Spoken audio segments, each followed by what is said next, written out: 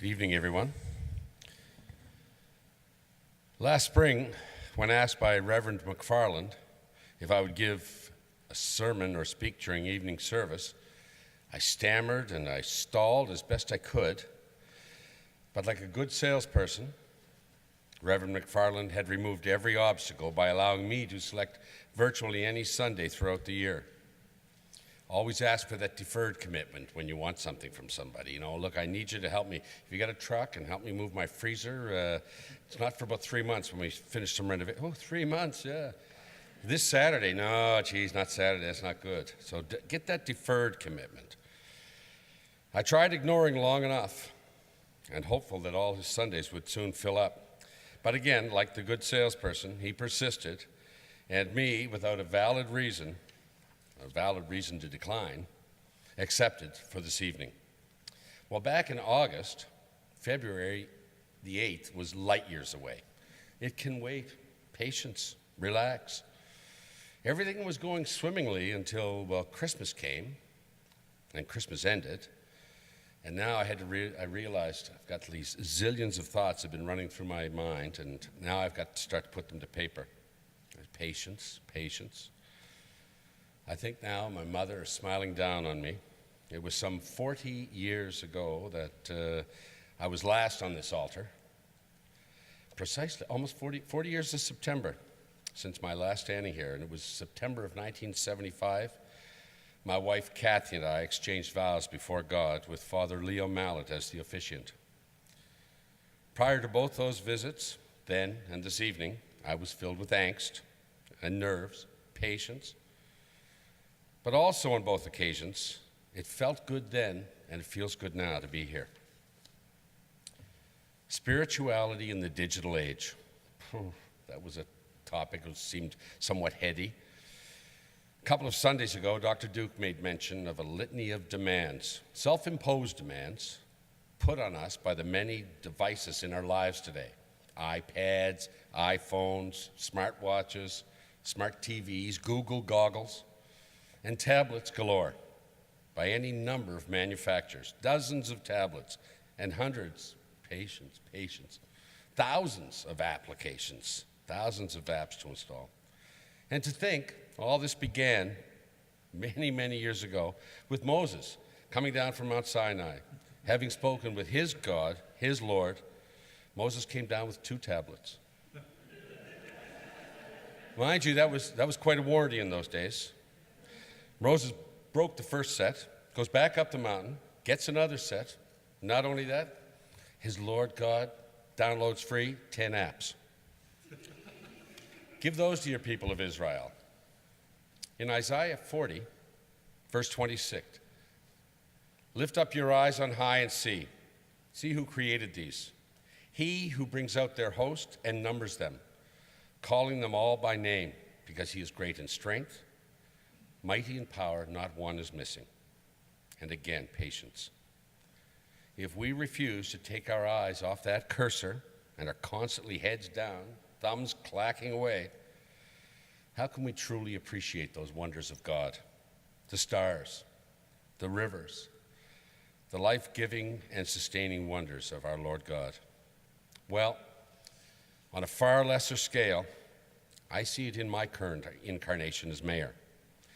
Those who are constantly heads down, picking away at other things we may suffer in town, deficiencies like the potholes, the snowbanks, the traffic jams, patience, again, the snowbanks, the 4-way stop, and the snowbanks. Can we not instead raise our heads, raise our eyes to a greater vision? There is little to see in our daily lives if we are constantly looking down. One has to look up and ahead to see and appreciate the wonders of a greater presence than man. Taking but a few moments to reflect upon where we are geographically, personally, vocationally, and spiritually. Reflecting introspection. And introspection, that reminds me, sitting in St. Andrew's United Church, and each Sunday, although I was brought up as a Roman Catholic, I attended St. Andrews and raised our family in the St. Andrews Church. And each Sunday I wondered why Walter Murray and Ray Francis had to single me out every Sunday in their respective sermons. I squirmed in my seat, felt as though everyone in church was boring holes through me. That's probably half the reason I took on the Sunday school role, so I could leave during the sermon and deal with the children. Kind of that Catholic guilt spilling all over the floors of St. Andrews. Patience, again, in this digital age. Not every ding, not every beep, not every notification, push notification, requires 24/7 immediacy. It can wait.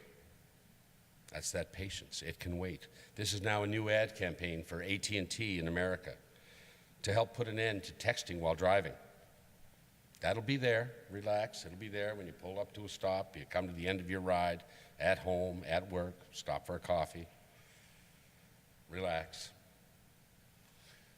Author Ray Davis is quoted as defining patience not as passive waiting, but active acceptance of the process required to attain one's goals and one's dreams. The active acceptance of the responsibility one has to one's own well-being, the well-being of those also in that car, in the vehicles around them, also to those friends and family members and employers and community members of all those very same people. So many lives are affected when something goes awry.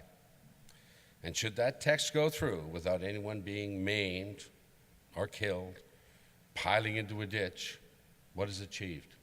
A smiley face, a winky face, an LOL? Certainly not God's will or the deepening of spirituality.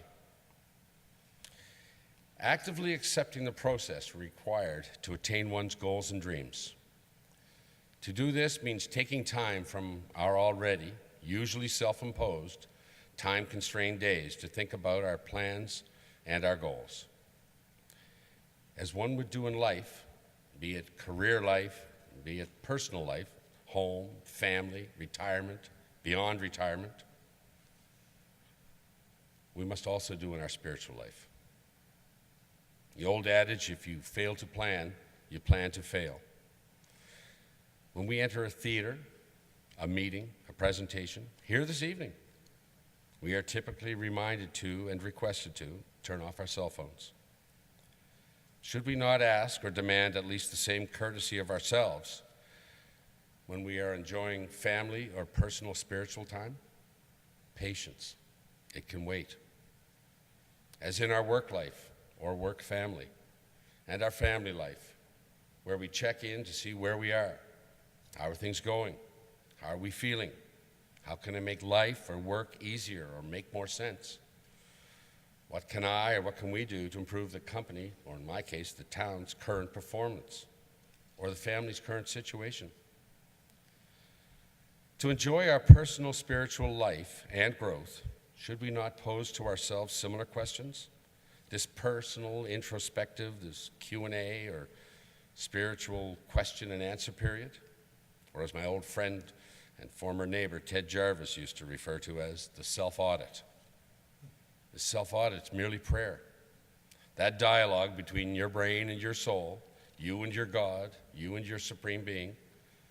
Well, in municipal government, we are legislated by a higher power, the provincial government, to undergo a municipal planning review and a land use bylaw review at least every 10 years, mandated every 10 years.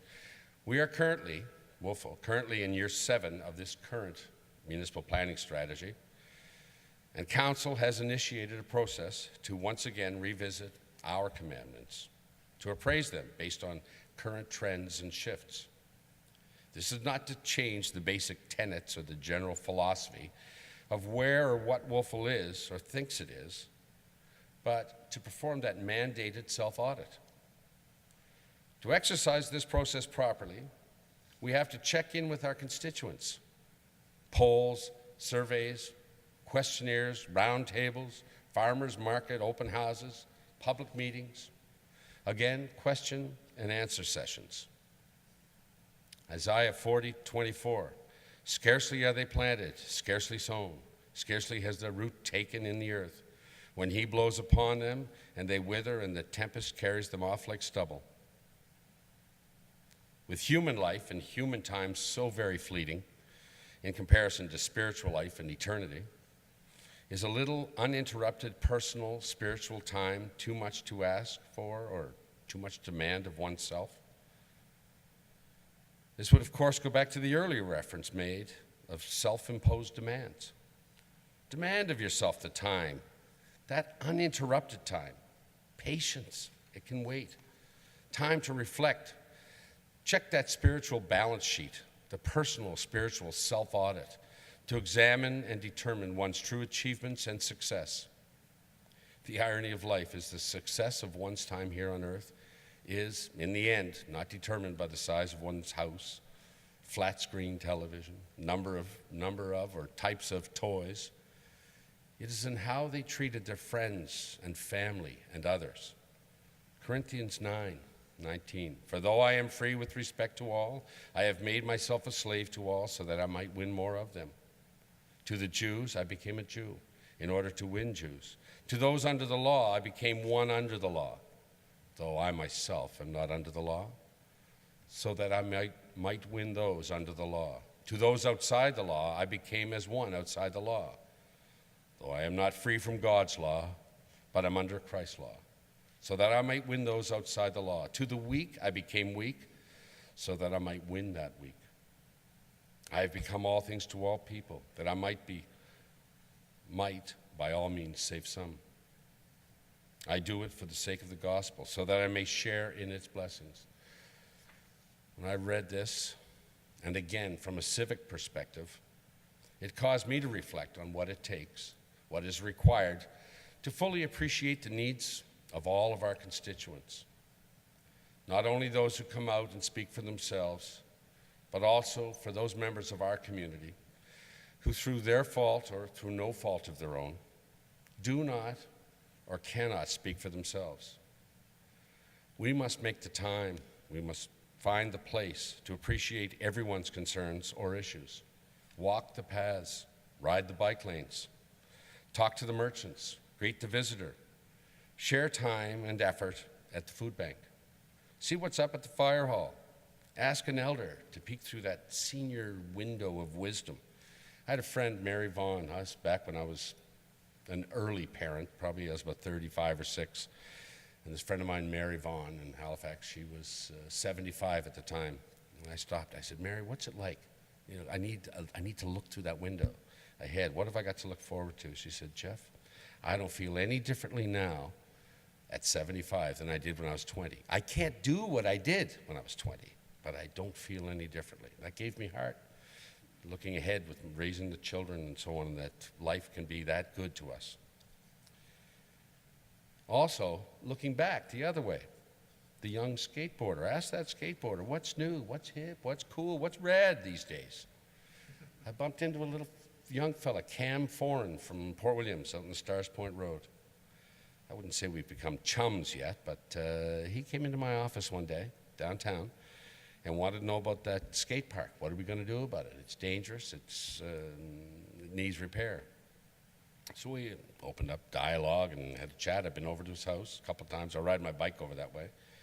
And anyway, I've gotten to chat with him, and we are going to. That is on our recreation plans as a town to deal with that. We did make it safe, but to upgrade that. But staying with that link behind us as well as in front of. How are we as civic leaders to know what our community requires as a whole if we do not engage all? One cannot be so narrow or small-minded that they can actually believe theirs is the only one correct way. It takes care, takes time and patience to not only ask others, but to also listen to what those others have to say. Dr. Brian Weiss is quoted, "Inner peace is impossible without patience. Wisdom requires patience. Spiritual growth implies the mastery of patience." Well, I've spoken a lot of patience a lot this evening, and when it comes right down to it, patience is what allows us to face the challenges of life, turning those challenges into opportunities. And I want to leave you with one more thought before I go tonight. This comes from Canada's probably premier naturalist, painter, Robert Bateman, who was at convocation here last year. And as he was being conferred a Doctor of Letters by Acadia as an octogenarian, and looking back on his life, the three most important things he had learned and wanted to pass on to the graduating class of 2014, not patience, although I'm sure to attain his level of spiritual growth, he had mastered patience. No, it was number one, be kind. Number two, be kind. And number three, be kind. Born at the outset of the Depression, raised through a world war, economic ups and downs, cycles like never seen before, the greatest of technological advances, medical advances, placing men on the moon, landing crafts on distant planets and comets, and it all comes down to be kind. And being kind is how I think patience is manifested. Thank you very much, and be kind.